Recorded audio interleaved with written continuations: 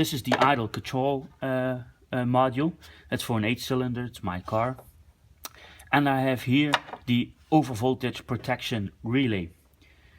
If you have a car that has ABS in it, and this is the ABS, and you have also a high idle issue and the ABS light in the dash is on, then it's probably this fuse I would be checking first. If this fuse goes out, then you'll have both problems. So the ABS won't be working and you'll have an elevated RPM, which is about 1500. So the control module is getting its power supply from this this relay, and you can measure if the power actually reaches the idle control module by actually measuring on, if you flip it, on pin 2 and 4.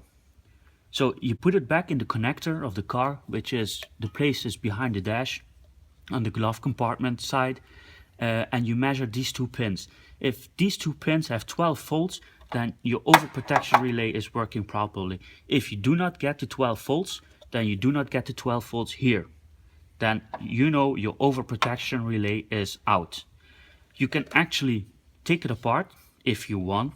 These things are not very pricey, they're about $50. But you can take them apart, and in most cases the solder points, they just wear out. So you can resolder the points, and in most cases you will be able to actually fix the overprotection relay. But yeah, you can buy it also new. Every online source offers them.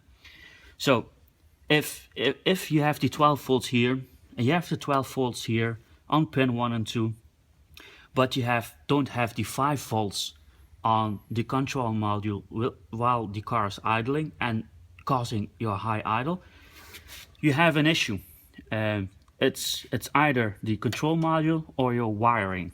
And what I have done to actually eliminate that the problem is in the wiring, I know I've measured here nothing. So there was 0 volts. Well, actually there was 0.3 volts. So I wanted to check on the idle control module if I had the same current also on these pins to eliminate the problem being a broken wire or a corroded wire. So if you, in this case, measure on 1 and 5, which if you take it apart is the second and the third lead, I will be showing you in a minute. In my case, that would be 0 volts. If, for instance, you would have 5 volts here and 0 volts here while running on operating temperature, your wires are bad, so you need to change your wires.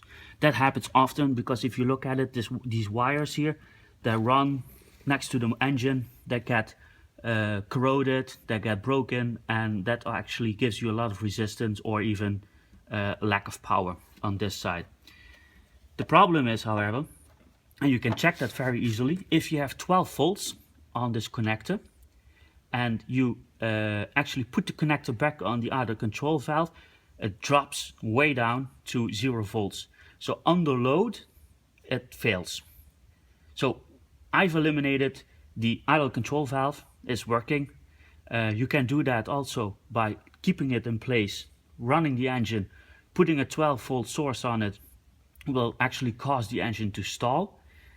So I've eliminated this one. This is working properly. I've checked the wiring. Those are correct too. And I've bridged the sensors if you have both sensors. So they're not in the game at this point. So the only option available would be the idle control valve.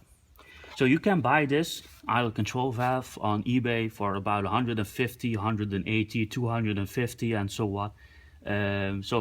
If you're into spending money, that's all right. I don't. I like to fix things. So I've opened this control valve and I fixed it for 50 cents. This is the idle control module, and good thing this is made in the 80s. So you still have components on the board that is actually changeable, and you can measure it with some standard multimeter equipment. So what you actually have here, I told you first about the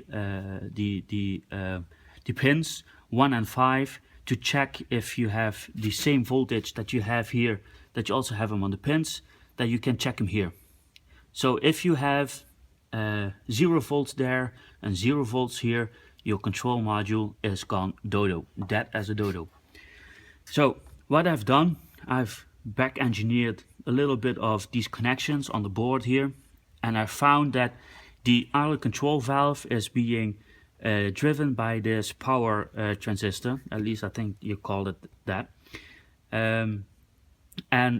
These things have an entrance in normal human language, an exit and a gate. And the gate gets a signal that you should give power or you don't. And this gate didn't get to the proper communication from the board.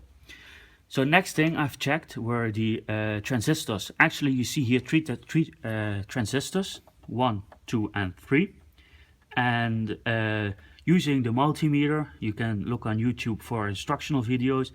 I've checked these transistors and I found that these 2 transistors were actually bad. And I've bought 3 new transistors for 40 euro cents, and I've changed them. Excuse my bad soldering, but it works, and I have the new transistors in place. And what actually these transistors are responsible, this is the first stage transistor. So if your car is below 42 degrees operation temperature, then this will actually tell your idle control valve to go from 0 volts to 5 volts to manage your temperature. If your connector comes in and it's above the 42 degrees Celsius, it will tell this transistor to actually take it over from this one in normal human language.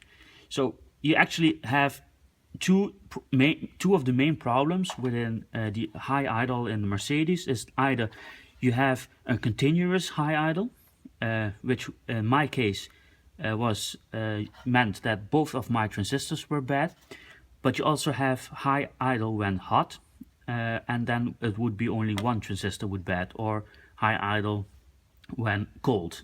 That usually not often happen. So I've changed these 3 transistors. You can actually take them apart and you can read pretty well on what kind of transistors they are. They're fairly common. You go to Radio Shack or whatever and you can buy them off the shelf. 50 cents, change them, 20 minutes, and you have a good as new idle control valve, saving you more than $150 on the control module, and doing the right diagnostics saves you about $100 and a lot of agony on the idle control valve, because both of them are new, are typical Mercedes, unaffordable. So repairing this idle control valve for 50 cents, changing these 3 transistors, saves you $150 on a refurbished unit. Some eBay sellers will actually not like this one. And using the right diagnostics, eliminating some of the sensors and actually measuring the voltages that you're supposed to get, saves you a lot of agony and trial and error in changing components like this idle control valve. This is actually quite good cleanable, and if you measure, for instance, the conductivity and it has the 4 or 5 volts, this thing is not bad. You just need to clean it. Might not be easy, but it's doable and it saves you a lot of money. So here you go. This fixes your high idle hell as described by many Mercedes enthusiasts.